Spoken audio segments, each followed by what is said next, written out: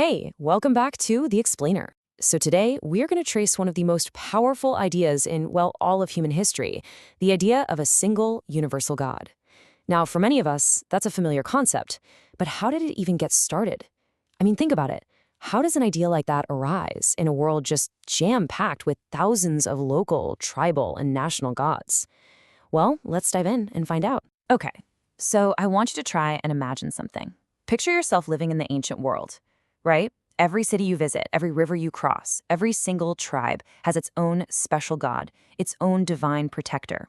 Now, in that world, what would it even mean to believe in one God? Not just the God of your people, but a God for everyone, for your enemies, for people on the other side of the world you've never even heard of. That's the huge puzzle we're going to try and piece together today.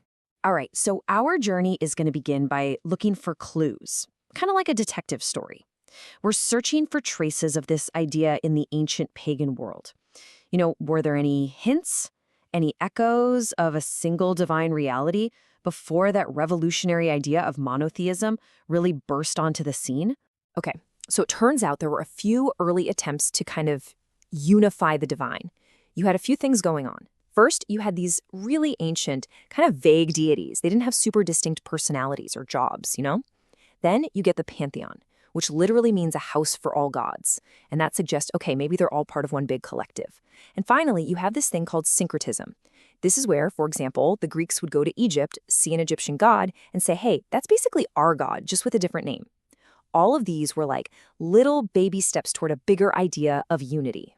And this is a really crucial distinction, these pagan ideas of unity, they were mostly just, abstract. They were philosophical concepts. They might point to some distant supreme being, an absent God who wasn't really involved with humanity on a personal level. It was more of an intellectual idea, not a real living relationship.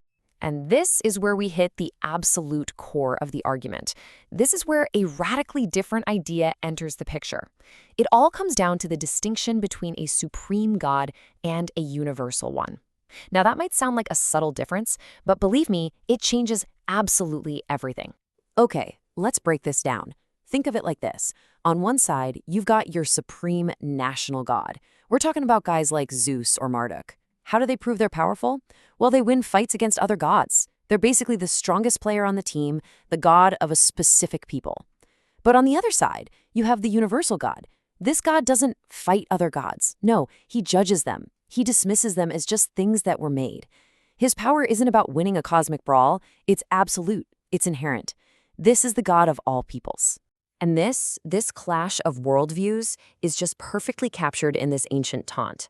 It's from an Assyrian commander, and he's yelling it at the people of Jerusalem. And from his perspective, his logic is flawless. He's basically saying, look, we've conquered everyone. We've rolled over all their gods. None of them could save their people. So what on earth makes you think your God is any different? For him, it's just a contest of strength, and his side hasn't lost yet. But then, look at this incredible response from King Hezekiah. He doesn't come back with, oh yeah, well our God is stronger than your gods. Nope. He completely reframes the entire debate. He basically says, you don't get it. Those things you defeated, they weren't gods in the first place. They were just statues made of wood and stone.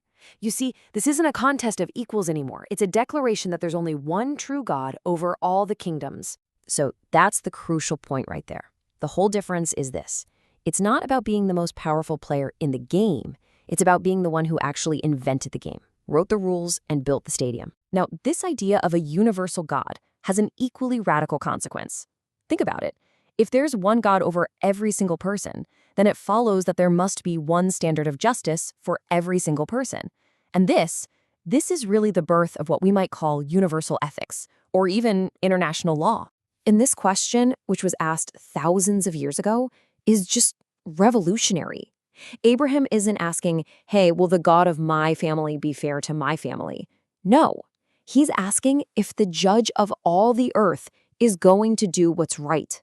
He's appealing to a universal moral standard, one that even God is bound by. It's an incredible moment. And this impartial standard, it gets applied with, frankly, shocking consistency. The source argues that the previous inhabitants of the land, the Canaanites, weren't kicked out because of some divine favoritism.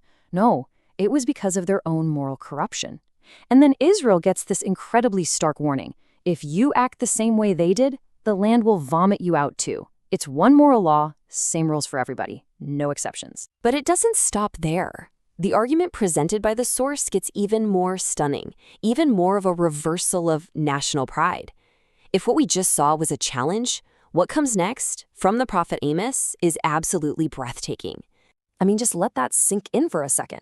God is asking Israel, are you really any different to me than the Cushites or the Ethiopians? And then comes the knockout punch.